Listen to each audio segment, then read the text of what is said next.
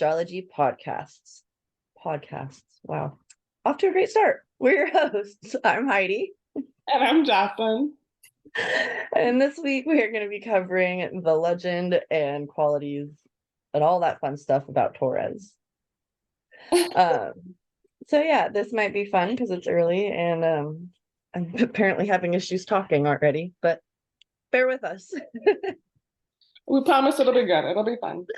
Yes, fun stories, good info, probably some funny verbal mistakes on my part, but cool, we're good to go. So yeah, we're going to be covering Taurus today. We're going to start off with the Greek myth. There's a bunch of different myths out there about it, from Babylonian, Egyptian, all sorts of stuff. But we're just going to do, and I think there's even 2 Greek myths, but we're just going to stick with one of them for right now. Google is a great place if you want to learn more about other ones. Just put that out there. So yeah, let's get started. It's one of the oldest constellations that we have on record. There's a painting of it on a wall in a cave in France that's been dated back to approximately 15,000 BC. This is the constellation that contains the Pleiades. So like the little 3 stars that everyone, well, a lot of people know about. But yeah, so the Greek myth begins with Zeus, who is the Greek counterpart to the Roman Jupiter. And he's the supreme god of ancient Greece, the ruler of heaven, of lesser gods and men. He had quite the romantic streak, with numerous love affairs, wives, and mistresses. One of his affairs involves the princess Europa, who was the daughter of the king of Phoenicia. She lived a sheltered life in her father's palace and didn't know much about what was going on outside of it. But one night she had a prophetic dream in which a strange woman held out her arms to Europa and said, "I shall bring you to Zeus, for destiny has appointed you his beloved." So the next day, Europa went with a group of young maidens to pick roses and hyacinths in a meadow by the sea. Zeus saw her and was struck by her beauty and was determined to have her. Zeus knew that an innocent girl like Europa would run from him if he showed himself in his godlike form. So he transformed himself into a magnificent white bull with jewel-like horns, with a silver crescent in the middle of his forehead. Europa was fascinated by the beautiful, gentle bull and began to caress him. She climbed on his back. Why? I have no idea. But that's exactly what he wanted. And so he sprang into the air. You're right. Woo, I've got a passenger. But he sprang into the air and carried her away to the island of Crete. There he changed back into his true form and declared his love for her after having just seen her for 3 seconds, but it's Greek mythology and that's that's what happens. And then in normal Greek mythology likeness, I guess, they came together under boughs of a large tree and got it on. So, that's normal Greek mythology as well. But not long afterwards, Aphrodite, who is the equivalent of the Roman Venus, who's the goddess of love, appeared to Europa to confess that she was the one that came to her in her dream, and that from now on the continent which Zeus had taken her to would now be known as Europe. And this story has a happy ending, where Europa and Zeus had 3 children, and Zeus took the likeness of the bull and placed it in the heavens to commemorate their Bounchka Wow Wow time. So yeah, A happy story. That was a better one. They can get a little better sometimes.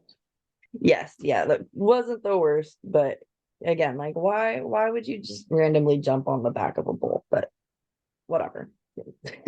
I guess we Americans know that. Say what? I guess for the sake of the story, it worked. I guess so. Like we Americans know that if you jump on the back of a bull, it's going to buck you off. But apparently they didn't know that back then in Greece. Right? And Zeus wasn't going to do it.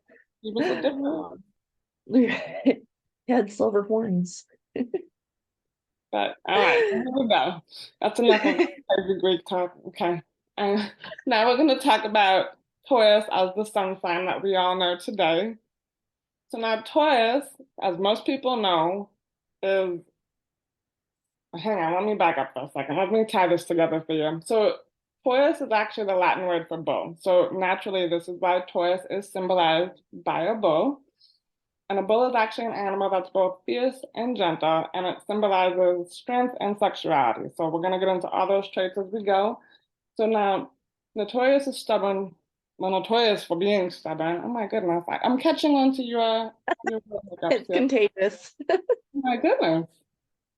So anyway, so now, all right, Taurus is stubborn. We all know that. So bulls are stubborn. We've got that part. So, all right, but the bull that represents Taurus isn't the kind of bull that we're thinking of in like rodeos and Spanish bullfighting. It's the symbol of the male version of the peaceful cow that grazes in the pastures and is just a creature of comfort. Now, the stubbornness that we associate with this sign has actually been scientifically proven in cattle. So we didn't just make up the fact that Taurus is stubborn, because studies have actually shown that cows think negatively after bad or painful experiences, even if they just observe something bad happening to their peers. So ranchers and cattle researchers actually recommend that you have to use low stress techniques when you're working with them, because then the next time you go to work with them, if you don't, they're going to be harder to work with because they're going to remember the bad experience from the first time. So now similarly, those born under the sign of Taurus are typically peaceful and calm people until you put them in a high stress situation, and then you're gonna get the horns. You mess with the bull, you get the horns. I think we've all heard that quote before. Very Taurus quote. Yeah. So now some of the stubbornness actually comes from their tendency to be possessive. So it can apply to their relationships. You know, they're not gonna want to share their loved ones with others. You can't be friends with them and me, says the Taurus. But these people are actually some of the sweetest individuals you'll meet. So the resentment can run deep if you do upset them. It's probably not a good idea to intentionally push their buttons. So if you know what's going to get them angry, just don't do it. Now, a lot of this comes from their need for security and just needing to know that you're not going to abandon them for other people in your life. But they're always readily available for their tribe. They're super loyal, they're loving, very understanding people. And those with a Taurus sun really do enjoy their creature comforts. They have a big yum yum factor of life.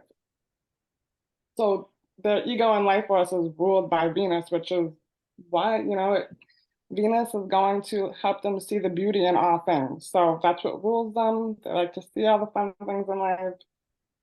They're super practical people, and they always want to be surrounded by their favorite things, eat the tastiest foods, all that kind of good stuff. They're very simple people, and they usually thrive on a strict routine and daily structure.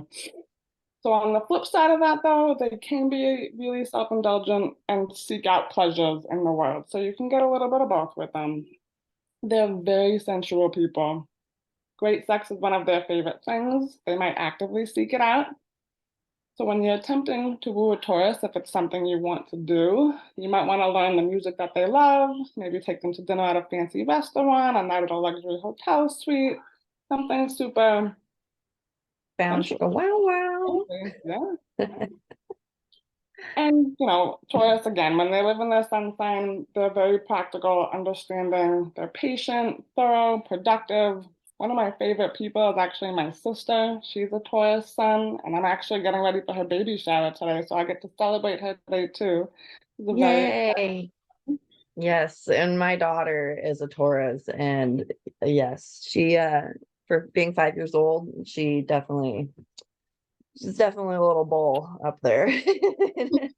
A lot of fun and very, very Venusian though, because she's also got a Libra moon, so which is also ruled by Venus. So she loves all the pretty things, and she's always like, I love you. You're my best friend.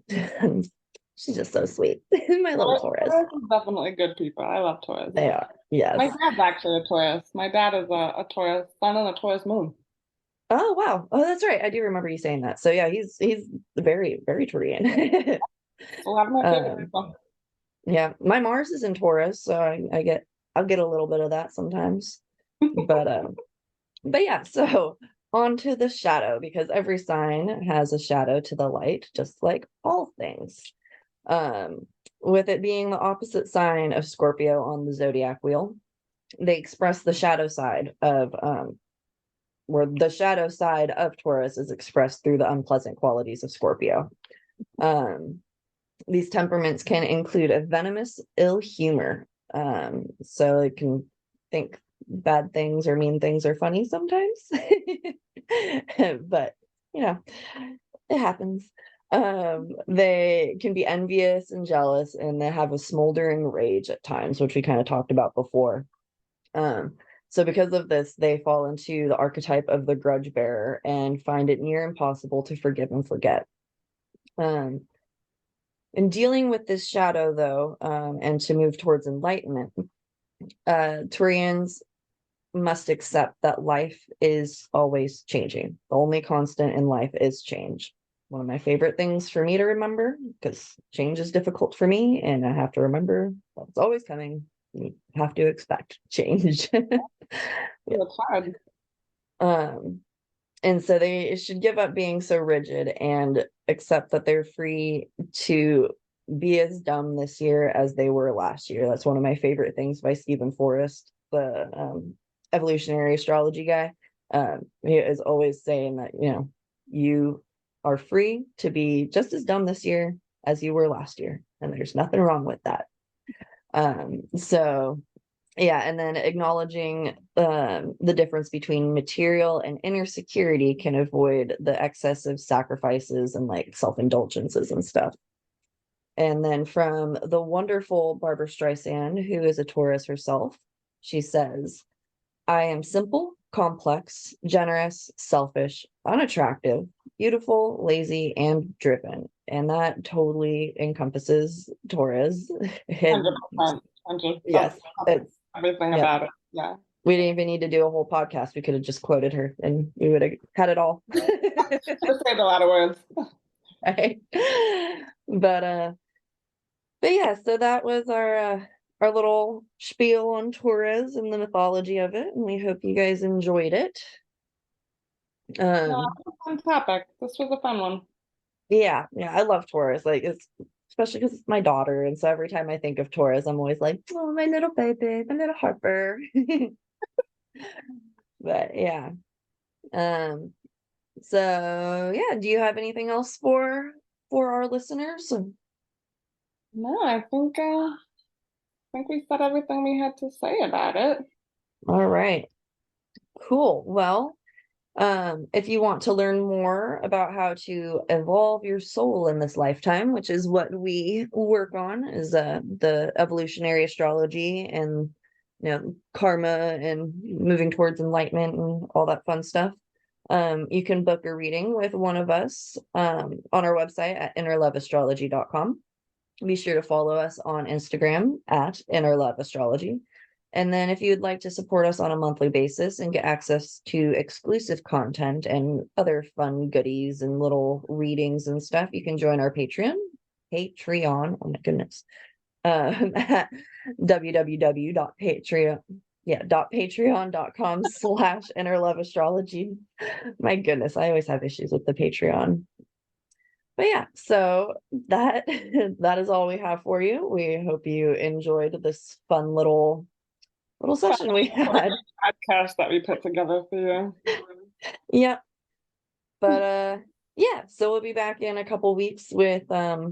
Gemini. Right Yeah, on. Gemini. That's Jocelyn's sign. I love Woohoo. that. Yes. All righty. Well, we're signing off with Cosmic Love. We'll see you in a couple weeks. Yeah, we'll talk to you soon. All right. Bye.